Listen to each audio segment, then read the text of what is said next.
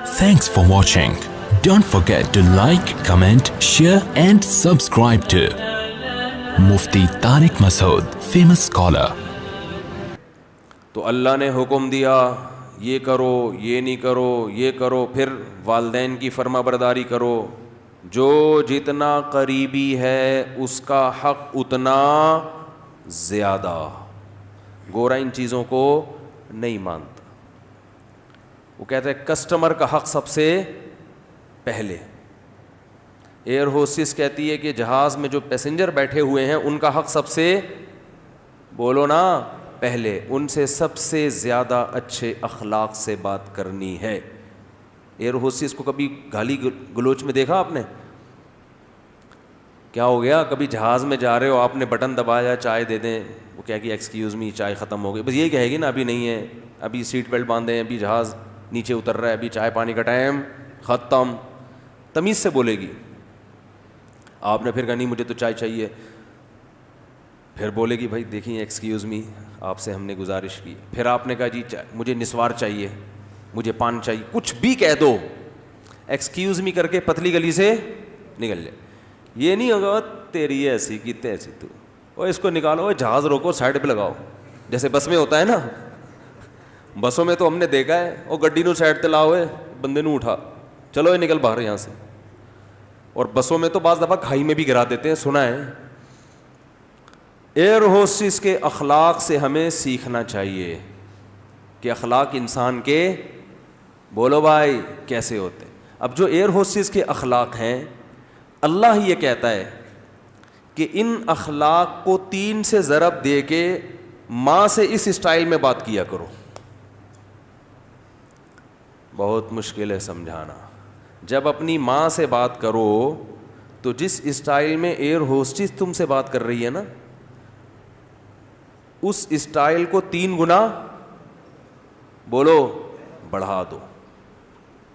اس میں 3 چمچ چینی کے اور ڈال دو. جتنی شکر اس نے اپنی زبان میں ڈالی ہے آپ سے بات کرنے کے لیے، اس شکر میں 3 چمچ اور ملا دو.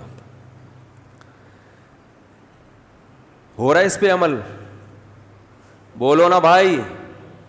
رسول اللہ صلی اللہ علیہ وسلم سے صحابی نے پوچھا یا رسول اللہ من احق الناس بحسن خلقی. تو یہاں بھی دیکھو حسن کا لفظ ہے، احسان سے نکلا ہے یہ، بلکہ احسان حسن سے نکلا ہے. تو صحابی یہاں یہ نہیں پوچھ رہے کہ یا رسول اللہ میرے اچھے اخلاق کا سب سے زیادہ مستحق کون ہے، یہ سوال نہیں ہے. یا میں کس سے ٹھیک طریقے سے بات کروں، ٹھیک کا لفظ بھی نہیں ہے، گڈ کا لفظ بھی نہیں ہے. یار ایک مجھے بات بتاؤ، ایک کوئی مفتی صاحب کے پاس آئے، مسئلہ پوچھے، مفتی صاحب میں نے سنا ہے کہ اللہ نے حکم دیا کہ لوگوں سے صحیح بات کیا کرو، بدتمیزی سے پیش نہیں آیا کرو، تو میں ٹھیک طریقے سے بات کس سے کیا کروں، سب سے پہلے کس سے؟ تو ہم بتا دیں گے بھائی سب سے پہلے ماں ہے، پھر باپ ہے، پھر باقی لوگ ہیں، یہی بتائیں گے نا. ہمارا اسٹائل کیا ہوگا؟ یہ ہوگا. لیکن صحابی نے یہ سوال نہیں پوچھا کہ میں ٹھیک طریقے سے کس سے بات کیا کروں، سب سے پہلے اس کا مستحق کون ہے. نا نا نا، انہوں نے یہ بھی نہیں پوچھا یا رسول اللہ بہتر طریقے سے میں کس سے بات کیا کروں، اس میں سب سے زیادہ مستحق کون ہے، کس کا رائٹ ہے سب سے زیادہ کہ میں اس سے بہتر انداز میں بات کروں. نا نا نا نا نا نا نا، آپ نے فرمایا من احق الناس بحسنی، حسن کا لفظ، میرے اخلاق میں جو ایکسیلنسی پیدا ہوگی اس ایکسیلنسی کا سب سے زیادہ مستحق کون ہے. بات آ رہی ہے سمجھ میں کہ نہیں آ رہی ہے؟ یعنی آج کے زمانے میں جو اسٹائل ایئر ہوسٹس کا ہوتا ہے شاید ہم اس کو ایکسیلنٹ کہہ سکتے ہیں، اس کو شاید، کیونکہ اس سے اچھے اخلاق کی کم از کم مجھے تو مارکیٹ میں کوئی مثال اب تک، ہم نے بسوں میں بھی سفر کیا ہے، ٹرینوں میں بھی سفر کیا ہے، اور اللہ بھلا کرے جہازوں میں بھی کیا ہے، گاڑیوں میں بھی کیا ہے، کار میں بھی کیا ہے، ہر طرح سے کشتیوں میں بھی کیا ہے. تو جو عملہ سب سے اچھا اخلاق والا ہمیں ملتا ہے وہ کہاں ملتا ہے؟ بولو نا، جہاز میں. اور سب سے زیادہ بدتمیز عملہ کہاں ملتا ہے؟ بسوں میں. پیشاب کے لیے گاڑی رکوا لو, پیشاب رک جاتا ہے آدمی کا ٹینشن سے, وہ اتنی ہارن بجا رہا تھا, پاؤں پاؤں بجا رہا ہوتا, بیٹھ بھائی. نماز کے لیے رکوا لو, سب ایک جیسے نہیں ہوتے. نماز کے لیے بعض دفعہ روکنا مشکل ہو جاتا ہے, نماز ہی نہیں پڑھنے دے رہے ہوتے, تو پھر اپنی عزت اسی میں ہے کہ آپ ڈرائیور سے تمیز سے بات کریں. W11 میں سفر کرو, کنڈکٹر کو دیکھا, ایکسکیوز می پلیز تھوڑا سا کرایہ دے دیں آپ. کبھی دیکھا آپ نے کنڈکٹر کو W11 میں؟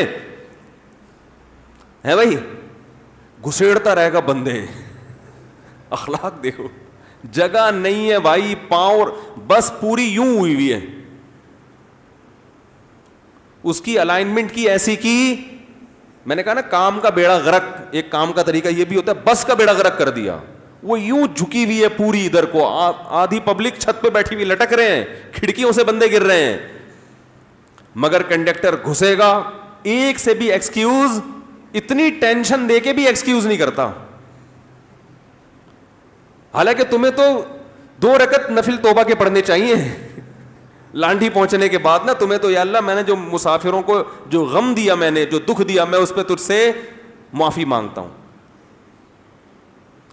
کیسے دھکا دے رہا ہوگا, اور بھائی ادھر سے, اور حیرت کی بات ہے ادھر سے گھستا ہے اور اگلے گیٹ سے نکل آتا ہے, جگہ ہے نہیں, سب سے کرایہ لے, اس کی جیب کبھی نہیں کٹتی, سب کی کٹ جاتی ہے حالانکہ سب سے زیادہ پیسے اس کے پاس ہوتے ہیں. تو بزنس, یہ جیب کتروں کا بزنس بھی سائڈ میں چل رہا ہے ان کا, اس پہ بھی کمیشن. سب کی بات نہیں جو میرا بیان سن رہے ہیں ان کے علاوہ. تو میری جہاں تک جو میں نے دیکھا ہے, سب سے اچھے اخلاق جہاز کے عملے کے ہوتے ہیں. تو ہم اس کو آج کے دور سے کہہ سکتے ہیں کہ وہ ایکسیلنٹ ہوتے ہیں. وہ الگ بات ہے وہ ان کی نیت کیا ہے, لیکن ظاہری لحاظ سے بہرحال بہت اچھے اخلاق ہوتے ہیں. تو اب ہم مثال, ہمارے پاس ایئر ہوسٹس کے علاوہ کوئی مارکیٹ میں اتنے اچھے اخلاق کی ملتی نہیں ہے سفر کے دوران. تو دنیا بھی ایک مسافر خانہ ہے. تو اب حدیث کا مطلب کیا ہوا, صحابی نے پوچھا یا رسول اللہ, میں اپنے اخلاق میں جو ایکسیلنسی پیدا کروں تو اس ایکسیلنسی کا سب سے زیادہ مستحق کون ہے, یعنی سب سے زیادہ میٹھے انداز سے بات میں کس سے کروں. آپ یوں بھی کہہ سکتے ہیں آج کی زبان میں, جب میں بات کسی سے کروں تو اس میں شکر گھولوں میں, تو سب سے زیادہ چینی اور سب سے زیادہ شکر کس سے بات کرتے ہوئے اپنے کلام میں گھولوں. بات آ رہی ہے سمجھ میں؟ آپ صلی اللہ علیہ وسلم نے فرمایا, امک, پوری کائنات میں سب سے میٹھے انداز سے اگر تم نے بات کرنی ہے تو سب سے زیادہ رائٹ یہ کس کا ہے, تمہاری, بولو نا, ماں کا.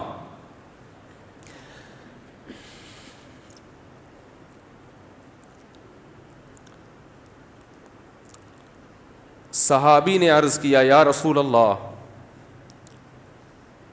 کیا انداز ہے. فرمایا ثم من, ثم کا مطلب ہوتا ہے اس کے بعد, ثم من, یا رسول اللہ ماں کے بعد دوسرے نمبر پر میٹھے انداز سے, اچھے انداز سے بات کرنا کس کا حق ہے کہ میں اس سے اچھے انداز سے بات کروں. ماں کے بعد, ماں کا تو پتہ چل گیا, دوسرے نمبر پہ جو میں سب سے بہترین اور مٹھاس کے ساتھ بات کرنی ہے, اخلاق میں ایکسیلنسی پیدا کرنی ہے, ماں کے بعد دوسرے نمبر پہ کون ہے وہ. تو آپ صلی اللہ علیہ وسلم نے کیا جواب دیا, فرمایا امک, ماں کے بعد دوسرا نمبر بھی کس کا ہے, بولو بھائی. کیا عجیب انداز ہے. حالانکہ یہ عام عرف کے مطابق جواب سوال کے مطابق, بولو بھائی, نہیں ہے. مجھ سے اگر کوئی پوچھے کہ سب سے بڑا حق کس کا, میں کہوں ماں کا, وہ کہ اس کے بعد کس کا, تو میں کہوں ماں کا, وہ کہے گا میں اس کے بعد کا پوچھ رہا ہوں, اس کا تھوڑی پوچھ رہا ہوں. تو یہ سرسری نگاہ سے دیکھا جائے تو یہ بلاغت والا کلام نہیں ہے, یہ غلط کلام ہے اگر سرسری نگاہ سے دیکھا جائے. کیونکہ ہم پوچھ رہے ہیں کہ اس کے بعد. ماں تو پتہ چل گیا, ماں کے بعد اس کے علاوہ بتائیں آپ. لیکن نبی دوبارہ کس کا نام لے رہے ہیں؟ یہ سرسری نظر میں یہ کلام بلیغ نہیں ہے, لیکن حقیقت میں یہ بلاغت کے اعلیٰ معیار پہ پہنچا ہوا کلام ہے. کیونکہ بات کو دل میں اتارنے کا اس سے بہتر طریقہ نہیں ہو سکتا تھا کہ ماں کے بعد دوسرا نمبر بھی کس کا ہے؟ ماں کا. اس کا مطلب کیا ہے کہ ماں کے بعد اگر تم یہ سمجھتے ہو کہ کسی سے بہت ہی میٹھے انداز میں بات کرنی ہے تو یہ حق دوبارہ ماں کو دے دو. دوبارہ کس کو دے دو؟ صحابی نے پھر پوچھا, یا رسول اللہ ثم من. دیکھو صحابی کا انداز بھی کیا ہے, وہ چونکہ ان کو یہ تھا کہ مجھے ماں کے علاوہ اب چاہیے کہ کون ہے, اور نبی نے دوبارہ کس کا نام لے لیا؟ ماں کا. لہذا صحابی نے پھر اپنے سوال کو ریپیٹ کیا, کیونکہ وہ یہ سمجھتے تھے کہ مجھے میرے سوال کا جواب نہیں ملا. تو انہوں نے تیسری دفعہ پوچھا, یا رسول اللہ ثم من. یا رسول اللہ تیسرے نمبر پہ کون ہے؟ تو آپ صلی اللہ علیہ وسلم نے فرمایا امک. تیسرے پہ بھی کون ہے؟ بولو بھائی. یہ ہیں ویمن رائٹس. یہ کیا ہیں؟ یہ جو بے شرم لوگ حقوق نسواں اور عورتوں کے حقوق کے نام پہ الو بنا رہے ہیں نا, ان کی باتوں میں مت آیا کرو. ان کا مقصد صرف عورت کو کپڑوں سے آزاد کرنا ہے اور مرد کی دسترس سے آزاد کر کے مرد کے مقابلے میں لا کے مرد کا دشمن بنانا, تاکہ مرد عورت سے محبت کرنا چھوڑ دے, اس کا حق دینا چھوڑ دے. تمہیں اسلام نے عورت کے جو حقوق بیان کیے ہیں, اس کے بعد ہمیں کسی اور سے عورت کے حقوق کو سمجھنے کی ضرورت نہیں ہے. ہمیں کسی لبرل سے, کسی حکومت سے, کسی ویمن رائٹ سے, کسی سے ہمیں سمجھنے کی ضرورت نہیں ہے. ہمیں اسلام نے بتا دیا ہے کہ ماں کے روپ میں عورت کا کیا حق ہے, بیوی کے روپ میں عورت کا کیا حق ہے, کہ بیٹی کے روپ میں عورت کا کیا حق ہے, بہن کے روپ میں عورت کا کیا حق ہے. اور یہ جو لبرل لوگ ہیں یہ صرف گرل فرینڈ کے حقوق جانتے ہیں, گرل فرینڈ سسٹم معاشرے میں لانا چاہتے ہیں, تمہیں درندہ بنانا چاہتے ہیں, تمہیں زانی بنانا چاہتے ہیں, تمہیں بدکار بنانا چاہتے ہیں.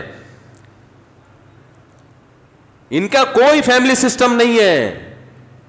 جو قوم نکاح کی قائل نہ ہو ان کے ہاں ماں بہن بیٹیاں ہوتی ہیں. ماں بہن بیٹی, بھابھی, چچی, خالہ, ممانی, مامی, پھپھی, یہ رشتے تو شادی بیاہ کے نتیجے میں وجود میں آتے ہیں. اولاد ہوتی ہے تو یہ رشتے وجود میں آتے ہیں. پھر ان رشتوں کا پاس رکھنے کا حکم دیا گیا ہے. جن قوموں میں ہر رشتے ہی نہیں ہے تم ان سے سیکھ رہے ہو کہ عورت کے حقوق ہمیں بتاؤ. تو آپ صلی اللہ علیہ وسلم نے کیا فرمایا؟ تیسرے نمبر پہ کس کا حق ہے؟ بولو بھائی. ماں کا. پھر صحابی نے پوچھا ثم من. اس کے صحابی بھی پوچھتے جا رہے ہیں, دیکھو رک نہیں رہے, کیونکہ ان کے سوال کا جواب مل نہیں رہا کہ یا رسول اللہ آپ ماں کا تذکرہ ختم کریں گے تو پتہ چلے گا کہ ماں کے بعد کس کا حق ہے. تو آپ صلی اللہ علیہ وسلم نے ارشاد فرمایا ثم ابوک. چوتھے نمبر پہ کون ہے؟ باپ. پوری کائنات میں اگر آپ کسی سے نرم انداز سے بات کرتے ہیں, میٹھے لب و لہجے میں بات کرتے ہیں, بہت سے لوگ ہیں جن سے آپ بہت نرم انداز میں بات کرتے ہیں. اپنے باس سے آپ سر کہہ کے بات کرتے ہیں کہ نہیں کرتے؟ کبھی آپ نے دیکھا کہ اس نے تھوڑا سا سختی کی ہو, آپ نے آنکھیں ماتھے پہ رکھ لی ہوں؟ کبھی دیکھا آپ نے؟